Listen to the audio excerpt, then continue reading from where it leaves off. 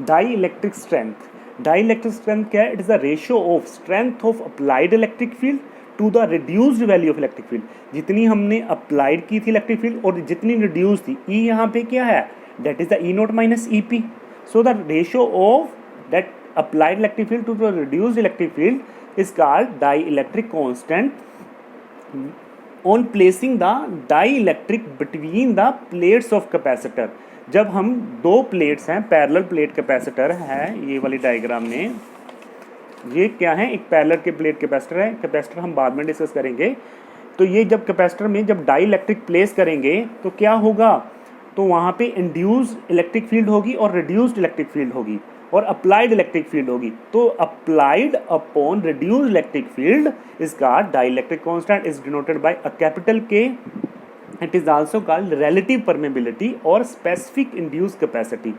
as E naught is always greater than E, this applied electric field is always greater than E, that is the reduced electric field। ये देखिए, ये वाली value E की value इस value से ज़्यादा होगी क्योंकि E नोट में से EP माइनस हो रहा है, तो E की वैल्यू ऑलवेज ज़्यादा होगी E नोट से। अगर E नोट की वैल्यू आपकी हमेशा ज़्यादा होगी E से, तो K की वैल्यू क्या होगी? Always 1। Now polarization density, the induced dipole moment. जब अपने आप को जो ये आपके क्या कहते हैं चार्जेस अपने आप को सेट कर लेते हैं इलेक्ट्रिक फील्ड में, तो क्या होता है? तो एक ये जो चार्ज अपने आप को सेट कर लेते हैं, they try to revolve this whole plate. तो क्या होगी? डाइपोल मूवमेंट एग्जिस्ट करेगी। डाइपोल मूवमेंट हमारी नेगेटिव से पॉजिटिव चार्ज की में होती है। So induced dipole movement develop per unit volume, इस चीज़ का ध्यान रखना है। In dielectric slab are placing inside the electric field. वही कह रहा है, जब हम इसको इलेक्ट्रिक फील्ड में रख देंगे तो dipole movement per unit volume is called polarization density, that is denoted by rho. Electric susceptibility, another term, the polarization density that rho of a dielectric slab is directly proportional to the reduced value of electric field. जो हमारी polarisation density होगी वो किसके हमेशा proportional होती है? Reduced electric field के। So rho is directly proportional to that E. We replace this proportional sign by constant, that is epsilon, into this term. This term is known as chi. It is made by this. So that is also, ये तो इसको बोलने का तरीका है। इसका exact name क्या है? Electric susceptibility.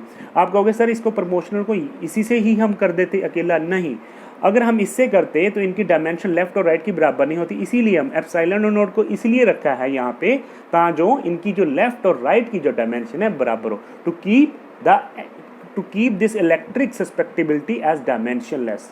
Okay, also there is another relation, that is the relation between that K and चाई।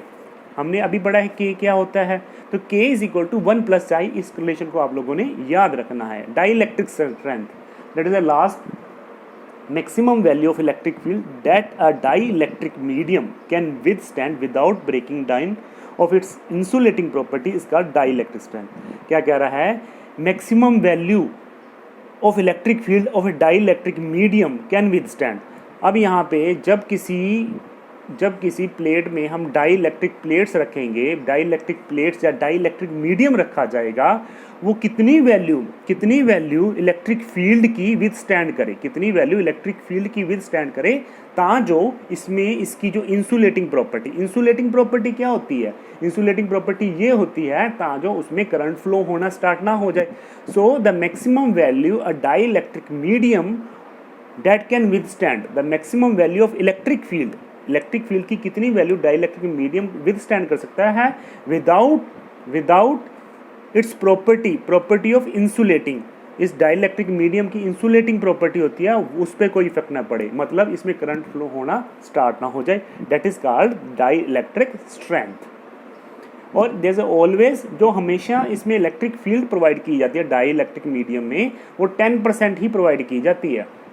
अगर मान लो ये 100 वैल्यू विथस्टैंड कर रहा है ये जो आपका डाई इलेक्ट्रिक मीडियम, तो हम उसका 10% ही इलेक्ट्रिक फील्ड लगाएंगे, because it will not break out, ये ब्रेक आउट ना हो जाए।